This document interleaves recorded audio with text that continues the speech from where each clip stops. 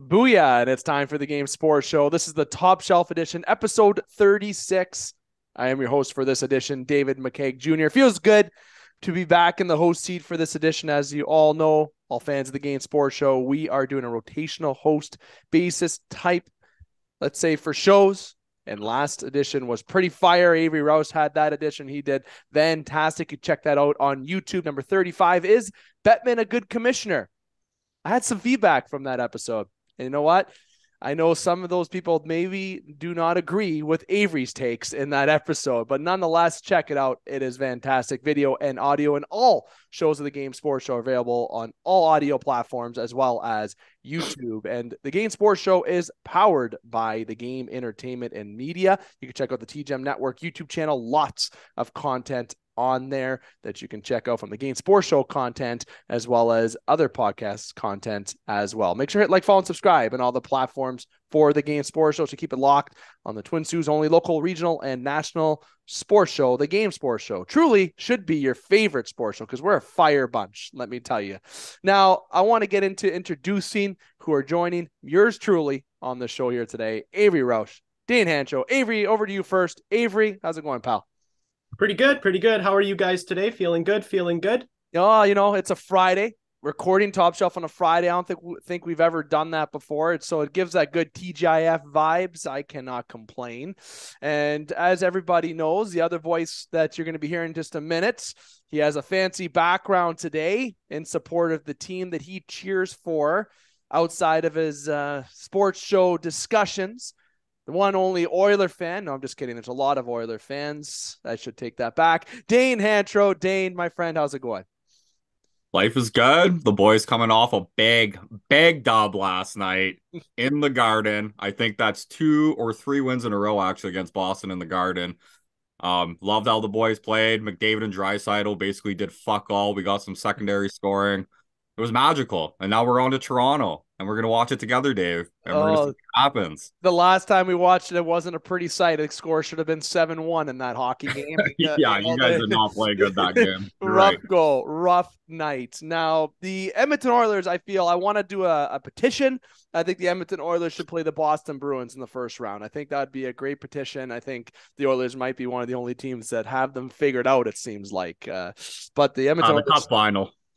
Oh, okay, now hopefully it's an all Canadian final. We've been waiting for that our whole lives. But Avery, I want to go over to you because we have some sponsors to give love to. Okay, so Yes, I'll we let you do. do that for us. Today's episode of Top Shelf is sponsored by the Sports Displays. Check out thesportsdisplays.com. They have this fancy little product called the Jersey Mount. So if you have any jerseys that you are particularly fond of, you want to get those put up, framed, all of that stuff, the Sports Displays has got you covered. Do it with the Jersey Mount from the Sports Displays. And the second sponsor today, Flawless Roofing. Flawlessroofing.ca is where you can find them.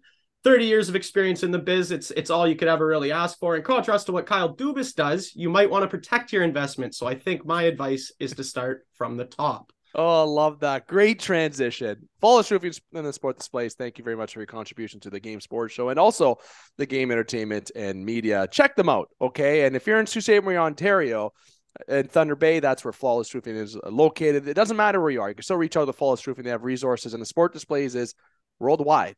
And I don't mean to sound like Pitbull when I do that. Now, we got lots to get to today. It's a short time. We have a whole new content. People are hearing rumors about name changes on the platform. I got texts the other day about apparent TGM name change. I'm not talking about that. I don't know who's talking. I don't know who leaked. I blame Parr, especially since he's not here today, blaming that he's sick. But jokes aside, the Top Shelf Edition, obviously presented by the Game Sports Show, powered by TGM. We got lots to get to today in about a half hour of episode. So we're going to actually talk about something I talked about in my previous podcast, the Game Sports Show podcast, that isn't up on YouTube as of yet. I've been connected with my producer, Mike Tassoni, on that. But nonetheless, I talked about the playoff format seeding. And I want to bring that up in this conversation because we've got two other individuals that have may have opinions, and I know myself and Avery, being fellow Leaf fans, we might have a very stronger opinion than that. Next to maybe an Oilers fan, maybe not. We'll know. And then we're going to talk about someone who's out of Philadelphia and somebody who's in with Philadelphia. And then I also do want to get into a little bit of when the fuck are we going to see Connor McDavid and Sidney Crosby play together on the world stage? What needs to happen here? How can we get this to happen? What is the ideas that you think the Game Sports Show can provide? Gary Bettman, hope you're tuning in because we got some conversation for you. And then we're going to do some roundtable. Any final thoughts that we may have before we wrap up the edition? So I'm going to dive right into it here, fellas, and go first about the seeding. Now, to give you a little bit of information about this, on the Game Sports Show podcast, I mentioned my idea being, which wouldn't work. I know this wouldn't happen, but my hope was to have the seedings like NCAA basketball, March Madness, from 1 to 16. Obviously, they have different brackets. It's a much bigger tournament, but keeping it simple, 1 to 16 for the playoffs. That means who's ever first in the NHL and who's ever 16th in the NHL. If the Boston Bruins are 1 and the Calgary Flames are 16, guess what? Boston's playing Calgary in the first round. Toronto's 2 and Edmonton's 15th. Toronto's playing Edmonton in the first round. Sorry, Dan, I'm not saying they're going to be 15th. I'm just giving you an example. That is how the playoff format should be. Fuck the travel, fuck the money. Just let it happen that way to create some entertainment. Now, people are going to say, Dave, why are you saying that? You must be a Leaf fan because you got to play Tampa Bay or Boston every round. Yeah, you know what?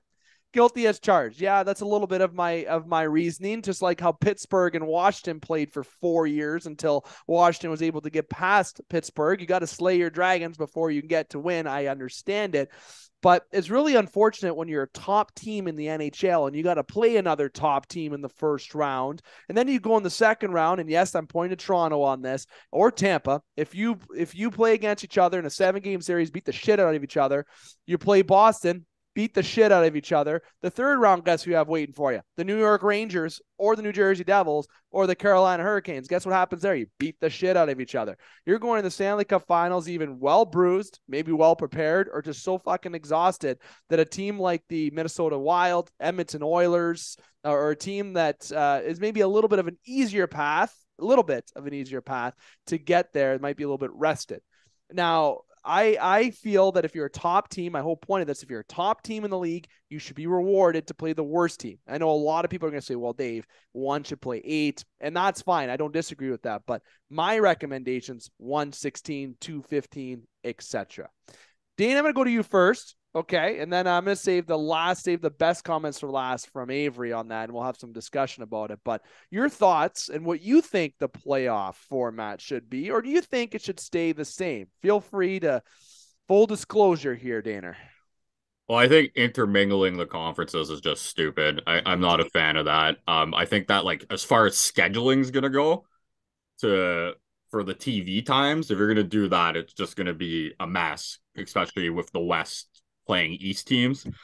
I do think that we need to go back to the 1 through 8. I don't like the 1 through 16. Yeah, obviously the top team should be rewarded. I get the rivalry aspect, and you know you want these teams to kind of build up these rivalries and continuously play each other in the playoffs. I mean, look at Edmonton and Calgary last year. I mean, as you know, fans of both teams, it was what everybody was hoping for and asked for, and obviously it went very well for Edmonton. It was an exhilarating series to watch. So there's that side of it that I like, but when you keep saying the same teams playing each other year after year after year in the playoffs, it does, I don't know, I guess gets a little boring. And as you know, as you guys being Leaf fans, I definitely gotta get your point of views on, you guys got a tough road right now. You're in the best division in hockey, and but at the end of the day, you gotta beat the best to beat the best, or be the best. So I'd like it to go back to 1 through 8. I don't know if Gary's going to do that anytime soon, but yeah, Our friend Gary. And don't guarantee that Boston gets through to the second round, because if we remember, not too long ago, Tampa, who put up arguably the best season in hockey history for a team, got swept by the Columbus Blue Jackets. So nothing is a guarantee. Well, Wouldn't that be nice if the Ottawa Senators, spoiler, who I think is going to finish and sneak in? I really want the Sens to sneak Yeah, in. I do too. That would be nice. That would be good. Avery, your thoughts? Well, you know what? I think right now, especially as a Leafs fan, like you said, Dave, I think we're just in a spot where we can't. It's the worst time to be a good team in the Eastern Conference right now. And I think the fact that it's the divisional format makes it even worse on Toronto. I don't think that that's the case. It just makes it worse on Toronto and Tampa and Boston for that matter. But I think the 1 through 16, I agree with Dane on that one. I don't know if intermingling the conferences is a good idea. I don't think you're going to get many good rivalries when you're doing that. It's just going to be so different every year. I agree with what you said, Dane, also regarding the same matchups every year, year in, year out. I get it. But I do think that also does breed some form of rivalry. And playoffs are when those rivalries are built. You got to think back to Vancouver, Colorado and Detroit in the late 90s, early 2000s. That was one of the best rivalries ever. And that was because Detroit and Colorado, who are now in different conferences, were in the same conference and they just constantly were playing each other. It was a battle. Those were the two teams that everybody knew. Whoever won that was going to make the Stanley Cup final and was going to probably win the Stanley Cup. And I think that's a great dynamic. I do think it's a little too, it's too concentrated in the divisional format. I like the 1 through 8. I think they should go back to the 1 through 8. If I'm not mistaken, it would, based on points percentage, it would be the same right now. The matchups would be the exact same as they. Toronto would be playing Tampa because the division leaders go 1, 2, 3, 4 and 5 right and now. then 4 and 5. It's so Toronto Tampa right now. It's irrelevant at least in the conference. And at the end of the day, right now, like as much as it sucks for Toronto to have to play Tampa again, the East is going to be a bloodbath this year. There's no matchup that's better than the other as long as you can avoid Boston in the first round. Doesn't matter if it's divisional or conference. It's a bloodbath either way. Is it crazy to say that maybe New Jersey is overachieving? I think New Jersey's a good team. Yeah, no, they're good. We don't think there's a slight that they're just. Do you think that they're truly better than? Like, are they the worst of the top 6? They're not in the standings right now. I know it's a little different, but they haven't fell off all year. I think the addition of Meyer makes them a horrifying team. They're quick. I watched them play Edmonton. That they're the fastest team in the NHL, in my opinion. They get up and down the ice like I've never seen a team get up and down the ice. Well, not that I've never seen a team, but 4 lines. 4 lines. I would say one thing I would like them to bring back, like Edmonton only played Calgary 3 times this year. There was a time where you'd play Calgary 8 times in a season, and I get like the marketing aspect where you want Connor McDavid to go to every fucking city, play in every town, put on a show. I get it. But I would like, again, we'll go back the 8 through 1 and then build up those rivalries through the regular season and, have those teams maybe, play each other more than 3 times a year. I think it's just brutal that we only played Calgary 3 times this year. And it was all before Christmas, basically. So yeah, I'm not gonna lie. I have no concern about Toronto only playing Boston 3 or 4. But I'd like to play Ottawa and Montreal a couple more times. Imagine the chats between you and Gaetano on that on the Bitter Rivals podcast. That's one thing I blew. I'm sorry, I didn't promote Bitter Rivals at the beginning. So check out Bitter Rivals too. Okay, let's just so you know, Bitter Rivals is fantastic. It's a Leaf fan and a half fan bickering. It's fucking amazing. Imagine me and you, Dane, doing a bickering episode. Holy shit. I will just live stream tomorrow night. I think we would not be friends. I think you'd be too harsh on me. It'd hurt my feelings. Too fragile. Now, the last thing that I'll say about the format is you guys talked about it on the last episode of Top Shelf with Gary Bettman. Loved that episode, and it's true that I had a guy from Ottawa. Okay, his name is Joel Camp, who reached out to me. He operates a podcast actually out of Ottawa. And he brought up a very good point about Gary Bettman, and I'm going to try to freaking find it here, but I can't with time here and look like an absolute idiot looking at my phone. But he said it's 2 perspectives about Gary Bettman, and he said how Gary Bettman has done good for the players, but hasn't done good for the game. And it was different perspective, very interesting takes, and we like the fan interaction, so please continue to do that. If I had more details, Dane, it might make a bit more sense. I don't know if the players feel that way. Um, hence, my hence three lockouts. So I no, would good be point. interested to read that, but Yeah, let me now see that if I makes can get it. zero sense Let to me me see if I right now. get it. And if Joel listens, I'm sorry if I put words in your mouth. Okay, that's my fault. I do want to add, not that this is a football show, but the Bears traded the first pick to the Panthers for 4 draft picks and DJ Moore. Just to throw that out there.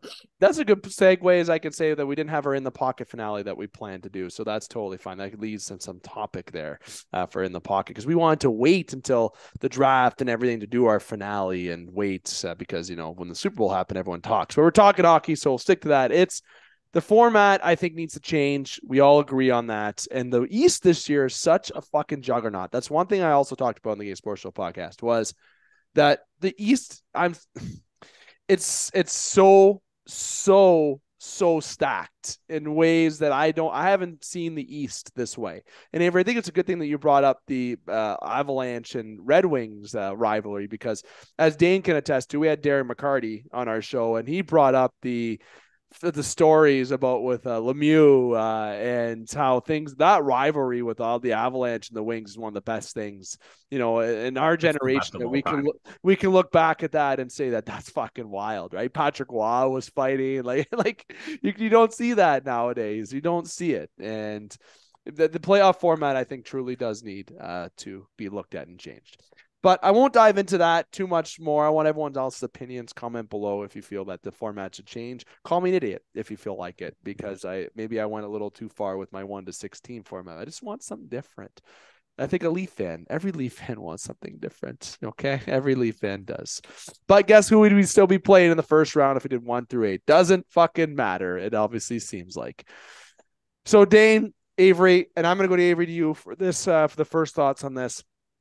Fletcher out, Danny Briere in. I don't know if everyone remembers Danny Briere when he played on Buffalo, when he had that celebration, one of the best celebrations in hockey that I remember. Obviously, Danny Briere is, all these the former players starting to really come out a lot, right? St. Louis, a coach in Montreal. You got obviously Briere and it's involved in Philly. You got Yzerman, who's the best GM in hockey. Sorry. Next, I would say Joe Sakic's right beside him. I'm sure people who are fans of Joe Sakic might have a comment to say to that too. But look what Yzerman's done in Tampa and now what he's doing in Detroit. It's not, obviously Detroit's not a Stanley Cup contender right now, but they're going to be very soon. And it's going to be very fucking annoying. I know Dane agrees that it's annoying when the Red Wings won, because that's all they did when I was a kid and then they won, and because they were good, and Yzerman's going to get them back there.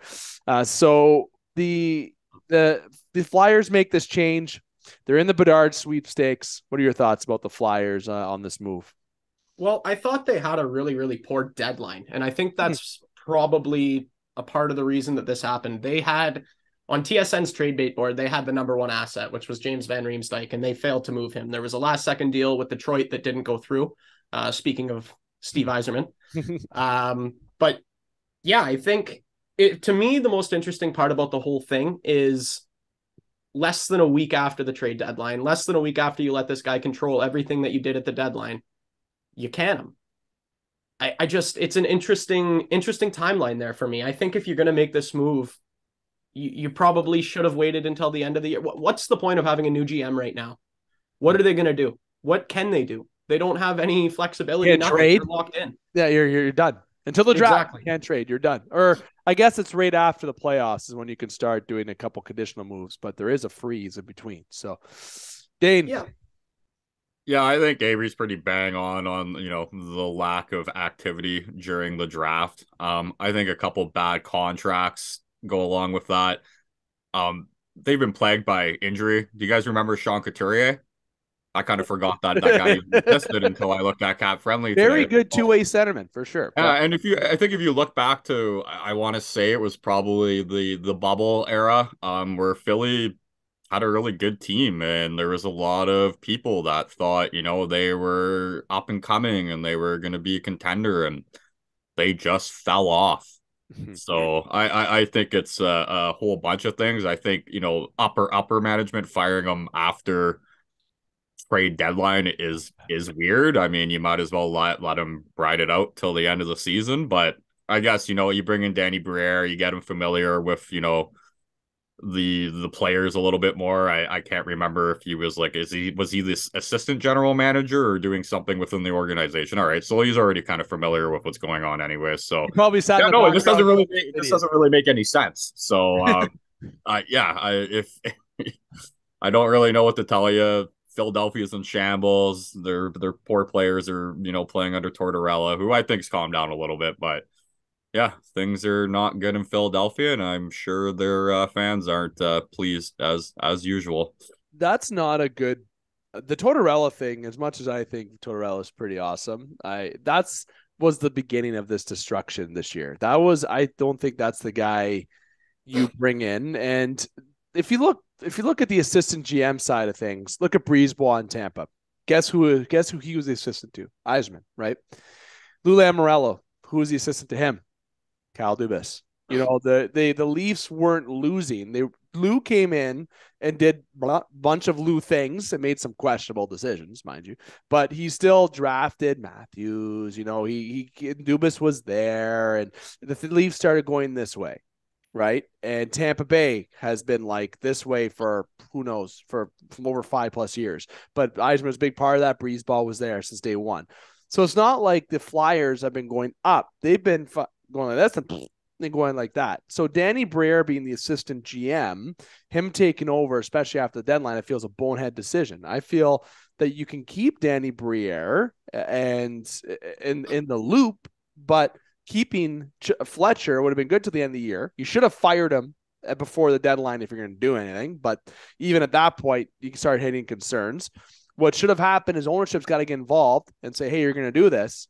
Okay. And if Fletcher says no, then sayonara, you let him go before the deadline. And then you let Danny Briere at that point make moves at the deadline with instruction from the leaders to make moves to move contracts out. Van Riemsdyk, assets. There's more. I can think of more names. Konechny, right? That was a big one. There's guys that you can move out. God, I would have loved Konechny in the blue and white. That would have been just a sexy. He's hurt. Yeah, I don't care. LTIR until playoffs come back. Okay, every fucking team does it. Tom Wilson was actually the guy I wanted in Toronto really bad. But sticking on Philly, I would love to be a GM and go into a team that needs to explode. I would love it. Because you can put your handprint all over it. You can make every move that you want.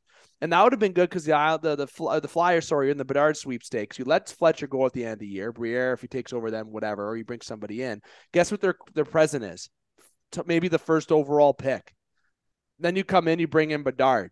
You move out people at the draft. All of a sudden, you have Bedard. It hits free agency. Guess what? Everyone wants to play with Mr. Toe Drag Release. Okay, everyone wants to play with Betsy. I know Dane likes that TikTok account with Coach Chippy. I'll give him a quick shout out on here. I don't think it's done right. And Avery, I don't know if you had any more points out there, but I think they questionable decisions, just like Vancouver this year. Questionable decisions all around. Just one quick thing I wanted to add. Can you imagine you take over as GM of an NHL team and your first move is you draft Connor Bedard? Imagine you trade that first overall pick. You go on the draft, you don't tell the ownership, and you go trade that first overall pick. Yeah, or you go up and you say, Adam Fantilli. I think that Fantilli kid's gonna be fucking good. Oh yeah, but he's not Bedard. He's not Bedard. No. I mean, I think Connor Bedard's definitely gonna be a generational talent, but Adam Fantilli is faster, bigger. He has a lot of things Connor Bedard doesn't, so it could be I could see Fantilli kind of end up being, like a Draisaitl kind of player. I do really like him. I think whoever is fortunate enough to get the second overall pick should be very, very happy. See, I said before on the Sports Show podcast, I thought of Connor Bedard more of a Steven Stamkos. And the reason why I said that a little bit was because of his ability to score goals, but his vision on the ice too, and just the way that he plays. I just get that vibe, but Stamkos hasn't done what Bedard has done. But the hockey in junior is a lot different than what it was. Okay, it was a little bit more tougher. You were allowed to hit at a younger age at that point. Okay, Stammer's close to our age, mine and Dane's age in the 90-91. He's a 90 birth year.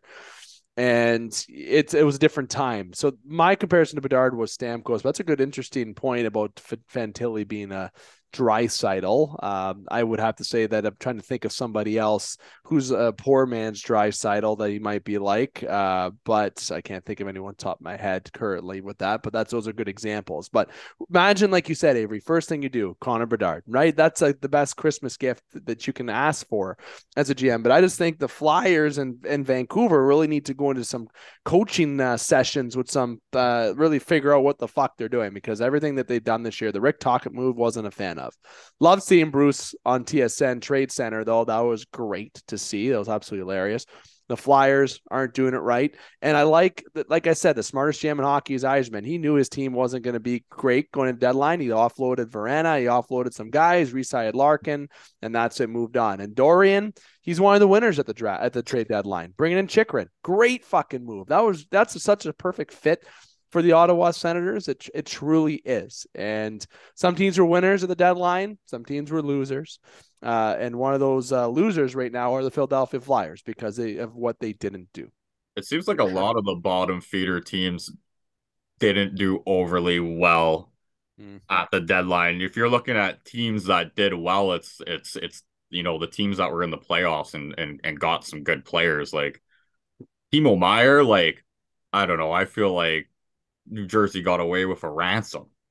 Right, East just got so dangerous at the trade deadline. and then fucking Tampa traded a whole draft class for Tanner Jeannot. So like, and I know like obviously they're lower picks in all those rounds, but like it just it was a weird trade deadline where I think a lot of the bottom feeder teams, and like I don't know, San Jose kills me. I'm like, I don't know how you don't move out Carlson, eat some cap for 4 years. Like, you're not going to be good in 4 years.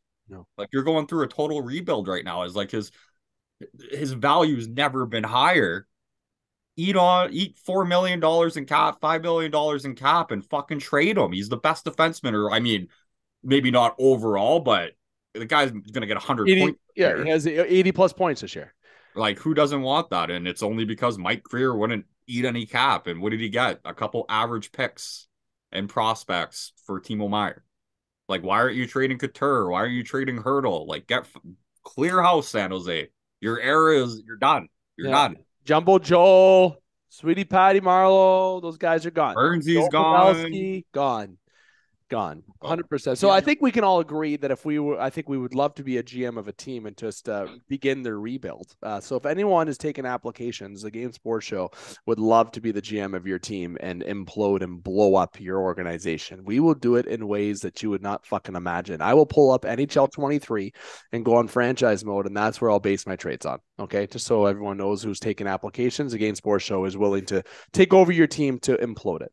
Now, for a few more minutes here, guys, at the Game Sports Show, Top Shelf Edition. This show sponsored by the Sport Displays and Flawless Roofing, powered by the Game Entertainment and Media. Check out the TGM Network YouTube channel. David McCaig here with Avery, Rausch, and Dane Hancherow. The other topic I want to get into before we do the final thoughts and roundtable. And the final thoughts is something I started bringing up in the Game Sports Show podcast. I'm not going to use that segment here, but we'll have a roundtable to conclude. But on point, Connor McDavid and Sidney Crosby. What do those two have in common? Anything? Elite Canadian hockey players. Exactly. And what's a common thing that we haven't seen yet? I haven't seen them play with each other. Exactly. And how fucking sad is that? Okay. Connor McDavid and the Olympics, when it happened, didn't NHL guys, whatever. I know we've shit on Bettman a few times on the show a little bit. We have brought up, this is a topic that's been brought up on other podcasts, but you know what? We haven't had the opinion on it.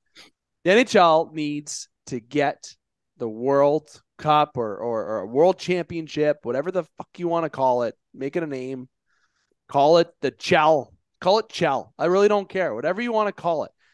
Get something going on. Get rid of this dust that you call an all-star game. That's the worst thing. I know you talked about it again. That's on the previous episode. I'm not going to get into that, but that was the worst thing I have seen since the Green Lantern. Okay. That is literally one of the worst things that I have seen. I'd rather rewatch the Green Lantern. Okay. With a lobster claw on my toes and literally getting punched in the face repeatedly by Brock Lesnar. Okay, that's what I would much rather do than rewatch the All-Star game this year. It was a joke. get rid of that joke. Give everyone 2 weeks off. Heal up on injuries. Okay. And do something in between that. Maybe that's your world championship. If not, maybe it's a little dangerous because I just said heal up on injuries. But after season's done, you have people that didn't make the playoffs have their own little world championship, right? That's great. Cool. Fuck that. Let's get rid of that. Let's end the season. When the season's done, you start your world championship. Every year you got something going on like the World Juniors. I don't care. Make something exciting. I want to see McDavid to McKinnon to Crosby to McCarr to Bar South. Okay, that's what I want to see on Canada. Or I want to see Matthews giving the puck to Patty Kane. I want to start seeing things. I want to start seeing some great some of these players play together while we still can. And guess who's coming through the ranks? We just said his name 5 minutes ago. Connor Bedard. Like you got Bedard, McKinnon, McDavid, Crosby. Everyone knows Canada would win, and that's why Bettman doesn't do it, because he knows Canada would win and literally steamroll. You can make 3 different teams of Canada, and we probably still win that tournament. Maybe not. USA is very. I good. give the US a little bit of credit. I looked at Russia's roster. There's probably a big reason why we're not having one is because they're not invited to play right now. So yeah. There's some good teams, man. Finland's strong, Sweden's strong. It's not a walk in the park. See, the thing for me about that, yeah, what it is for me is Canada. We don't have a goalie, man. Carter Hut, no, Carter Hut, really? Carter Hut, really? The Darcy States has Kemper. 3 better goalies than we do: Ottinger, Demko, and Hellebuck. Demko is not better than Carter Hart, Tristan Jarry, or Kemper. Not this year.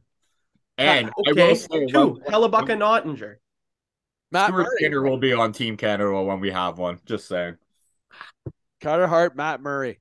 Okay, those are your 2. No. No. I don't know. The Flower just had a 46 save performance. Maybe he deserves a little bit of respect. We're not even having one next year, so it doesn't matter. It's already confirmed. There's not any World Cup in 2024. That's so such a joke. 2025 at the earliest. So Crosby's going to be 45. The next time we see him with McDavid, he's going to show up on a walker, come out of retirement just to play. That's such a joke.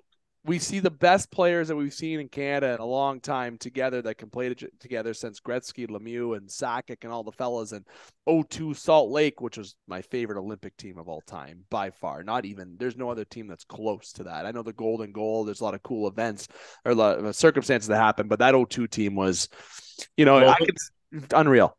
The Sochi team is widely considered the best team ever in hockey history. Yeah, but what's your favorite team? They let 3 goals in what's 6 your favorite team though?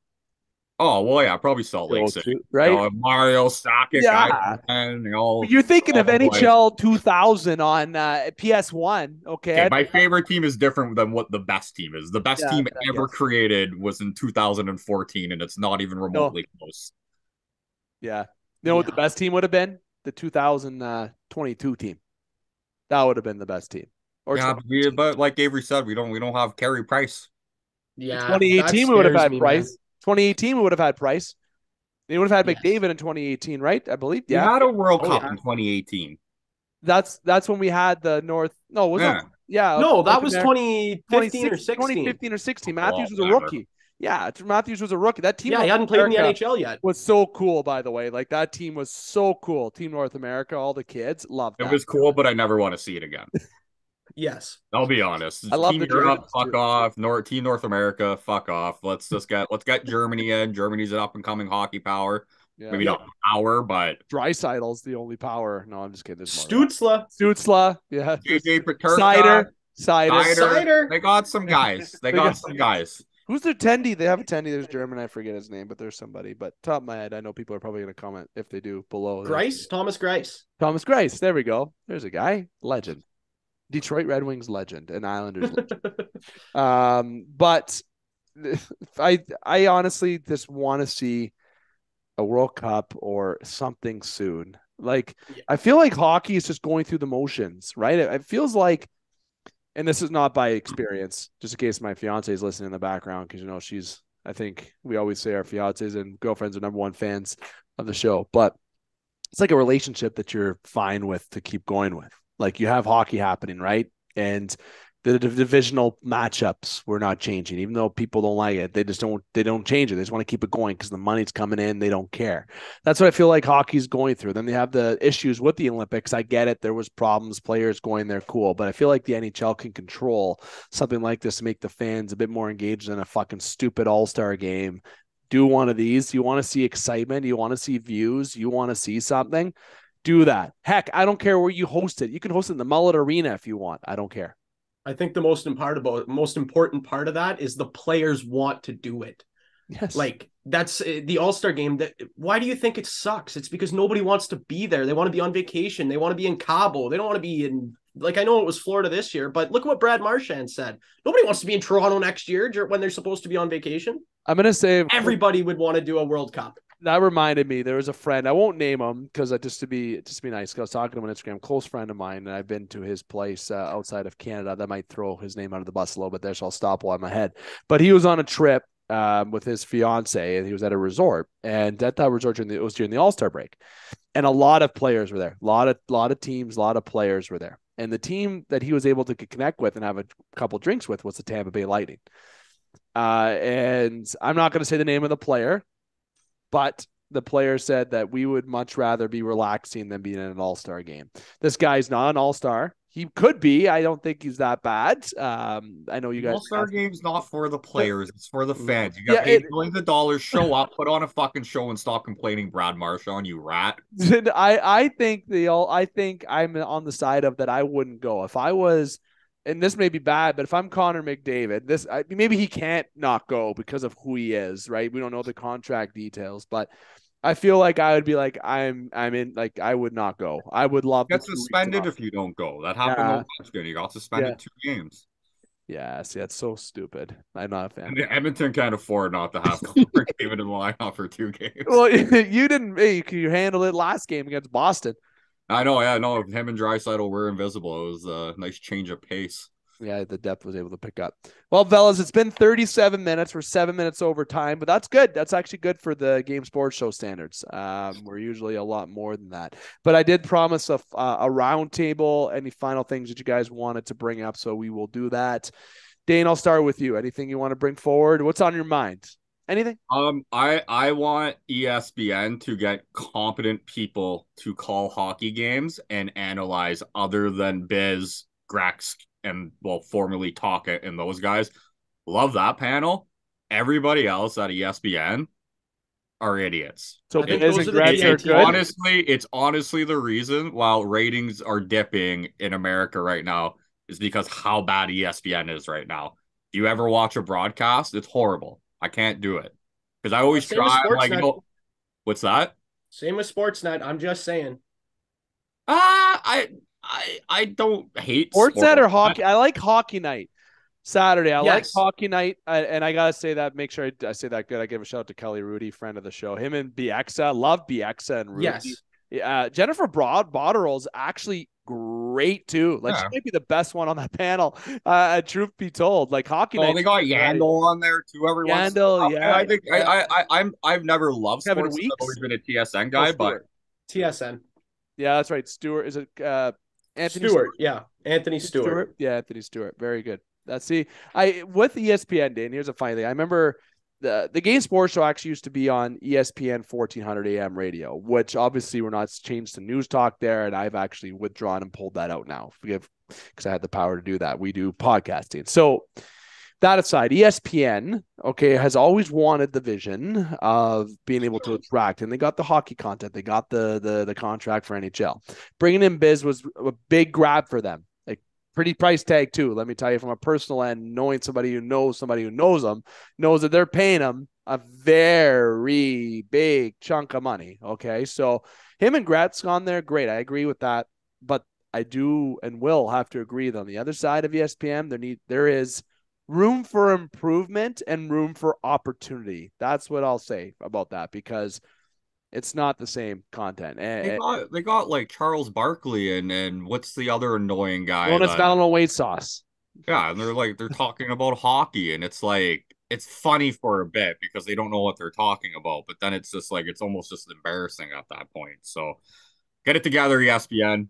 Avery, isn't that TNT? I think TNT's under ESPN though. I don't think TNT has like their own. I could be wrong on that. I think how it worked out was TNT got the major broadcasting, and then there were two minor broadcasting deals. When one of them went to ESPN, and I forget who the other one must be, that Bally or whatever. Well, I think ESPN and TNT are different. If I remember now correctly, they are different. If I remember correctly. Well, I know they're different, but it just might be like ESPN's the one that got the big contract. They might have just Biz, right? I think ESPN has Biz. Well, no, he's under TNT. He's in TNT. He's TNT. Yeah, okay, TNT. So him, Gretz, okay. Lundqvist is there. Oh, that's right. That is TNT. Yeah, that's right. Yeah. So it is. So TNT's got it right. It's ESPN who doesn't have it right. Yeah, they got Messier, Chelios. Subban's been good for them. For ESPN. Yes. Okay. Yeah. That makes sense. Now we're on the track. But yes, Dane, you're not wrong. You're right. We just have to get some of the panel. I mean, like, say what you want about the panel. It's the broadcasts that hurt, man. It's like every once in a while I'll watch an Oilers game and I'm like, you know what? Maybe I'll listen to like the American broadcasts, and it's hard. It's hard to watch. Yeah. Well, not everyone's Louis DeBrusque, Dane. And Jack Michaels. We literally have the best play-by-play. The other guy, Louis in the NHL, in my opinion. And Jack Michaels. Michaels. That's right. He just got so fired up. I love it. I like Greg Simpson. I do. I like him. I like that color that he fills in the blank for Chris Cuthbert. He's a great fill in the blank guy. Like he's fantastic. But Mike Johnson fans? Mike Johnson fans? Yeah, I'm not not opposed, but he I like the Mike's thoughts. Like he tries to be cool, right? Like, and he is cool. I'm not saying he's not trying to be cool, but like, you know, he's trying to relate to the audience in a more unprofessional, and I mean that in quotes, not ways, more loose. He's not by script. Okay. Which I like. I like when someone's not by script because they're not too professional. Just like us. We like that. Imagine us calling a game. Well, we're here in Toronto. It's 5-1 Edmonton. Dane, go fuck yourself. Connor McDavid has 5 points tonight in the first period. Matt Murray is still finding a map. Steve Dangle, you here? Doesn't matter. He's looking for a map too. Avery, your final thoughts do you want to bring up? Final thoughts. Tomorrow's score prediction. I'm going to go a big response by the Toronto Maple Leafs to that 5-1 shellacking they took from Edmonton about a week ago now or whatever it was. I'm going to go high scoring game. I'll go 4-3 final for Toronto. Ooh, okay. Daner. You can. I mean, I don't know who's starting in net, and right now that makes a massive difference on my prediction for the game. I like a 4-2 win if Stu's in net for Edmonton, and if Jack's in net, I don't know, fucking 7-6. Either way, whoever scores the last goal. Jack Campbell. And maybe Jack comes into Toronto, gets his first shutout of the season. 55 saves, shutout. Yeah. Like, fuck, I'll literally quit. I'll cry. I'll quit being a fan of everything and move to. I think Edmonton coming off that Boston win, going to Toronto. It's arguably the most. Not the most important game, but the biggest regular season game of the year is when Connor McDavid comes home to Toronto. I think both teams will be fired up. I think it will be an excellent hockey game. I think Toronto will be better than they were when they were in Edmonton for sure. So I predict it to be a lot closer than the 5-1 potentially should have been 7-1 hockey game. 4-2 Toronto. Jack Campbell's in net. $5, boys. $5, $10. I'll throw a fiver on and it. I'll entice you, Dan. If Stuart Skinner's in net, Toronto wins in overtime. Campbell's in net, regulation loss for the Oilers. That's okay. And I'll say if Jack Campbell is in net, the first save he makes, the Leaf fans will say soup. That's my other bold prediction. I hope if he does play, I hope the Leaf fans give him a warm reception. He needs it mentally right now. Yeah, he might feel bad and let Matthews score. Apparently Matthews, what was the hot take you said, Dane? Matthews and Marner said, quote, unquote. Well, they got interviewed. They were saying that they hope that he plays, which I think is like a very passive-aggressive comment. Top chat all day. Top chat. They're trying to be like, oh, we missed my boy there. I hope he plays. In front of the crowd, they'll cheer him on. I'm like, 3 goals the first 3 minutes, fucking pull him, man. That's the James Reimer treatment when he came back with Carolina. 3 goals in 4 minutes, fucking yank for Peter Mrazek.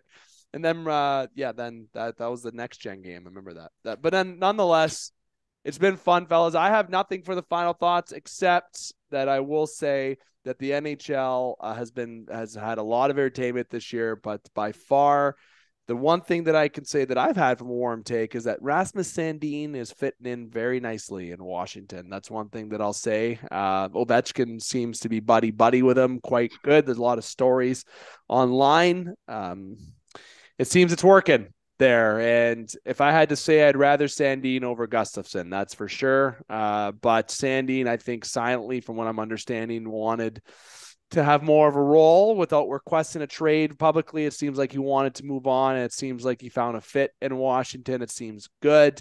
The return was good for Dubas, truthfully, overall at the end of the day. So my final thoughts is that's Rasmus Sandin in Washington. Now that is an underrated fit that may not be talked about as much about all the deadline moves, but it should be, because he is definitely working out in Washington so far. It's a project that is working. Who knows? Maybe that first round pick Toronto gets will be the next Connor McDavid. Optimism. Unlikely. They're actually going to draft probably nobody and trade it away for something. Magic beans. Who's the highest rated prospect on the Greyhounds? We should know. We should know that. We should. That's know. the problem. Yeah, McCall Barker. I believe he's a Ranger pick, though, I thought. Oh, he's been drafted, third round pick to the Rangers. Third round pick to the Rangers. See, exactly. Here's the thing. Everyone that wants to know from Sault Ste. Marie, that the Game Sports, that's where we're from. The Game Sports show is obviously, we work closely with the Greyhounds in terms of their coverage, but in terms of the dissected stories, that doesn't come from us. But the Greyhounds have been struggling this year. They are underrated. And that's an OHL junior team here in Sault Ste. Marie. They're in the Ontario Hockey League for those outside of the Sioux. But they're struggling. They're very much struggling. And for those in the Sioux that want more Greyhound content, that's something the Game Sports Show always used to give until October, when we had a few things change. So we will get back to that in normal when we possibly can. So you're right, though, Dane. We should know that. The reason why we don't know that is because there isn't any top talent on that team right now.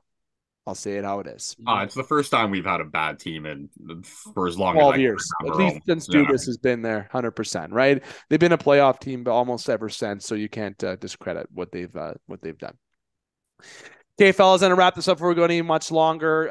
Avery, I want to say thank you to you for taking the time to come on. It's been a pleasure. Good to have you on. You did a great job hosting. It feels good for me to host. I know the next time won't be me hosting, but if I had to host, it'd be with you two joining me. It was fun. Avery, thanks for coming on. Anytime. My honor. Awesome. You can check out Avery on the Bitter Rivals podcast. Avery, give the listeners a little love and detail about Bitter Rivals podcast. So the Bitter Rivals podcast is about 30 minutes to 45 minutes. We drop it usually every Sunday at 7 p.m., sometimes on Mondays, depending on when the Leafs and Habs play games. It's me and Gaetano Gallo, who does full-time on the game entertainment and media platforms. Yep. He's a Habs fan. I'm a Leafs fan. We bicker for, like I said, half an hour, 45 minutes. Usually comes out at 7 p.m. on Sundays. It's a great time. I suggest you give it a listen. Love that. Dane, you're on the Game Sports Show, the Game Sports Show family. Do you have anything to plug on the Game Sports Show? I put you on the spot. Oilers, and I'll see you tomorrow night, Davey. Okay, kept it simple. Thanks, Dana. It's always fun. Now, the Game Sports Show is powered by the Game Entertainment and Media sponsors, as Avery tested on at the beginning of the show. Follow the Roofing and the Sport Displays. We can't do it without you. We appreciate our sponsors and the love. And the other side that we can't do without is our fans and listeners. Make sure to like, follow, and subscribe on all platforms, including Bitter Rivals, the Game Entertainment Media, the Game Sports Show, wherever you're listening. Just a little like and a follow goes, long way for us as we like to plug out this content to you. Upcoming editions of the Game Sports Show, you can check out some uploads that are going to be upcoming. We do expect in the pocket finale soon. There's Bitter Rivals, as Avery touched on. You got this upload, of course. You're going to be expecting Game Sports Show podcast soon. You can check out the John Morasti upload from late last week. One of the 3 gyms on Shoresy. It was it was a great episode. It was fun. He's certainly keeps it a good time. And thank you to John for giving that a share on his platforms too. He's a fan of the show and been keeping in touch with him. And he's looking forward to a season 2 of Shoresy. One of the best shows on TV right now. Truly, I love it. It makes me feel like men's league means something. It's a good way to put it. Again, listeners, make sure you hit like, follow, and subscribe on all the platforms of Game Sports Show. This has been the Top Shelf Edition, episode 36. Until next time, on behalf of Dane, Avery, and all of us here on the Game Sports Show, I'm here to remind you to keep your stick on the ice, swing your bats, catch your touchdowns, turn your threes, and shoot your shots. Booyah.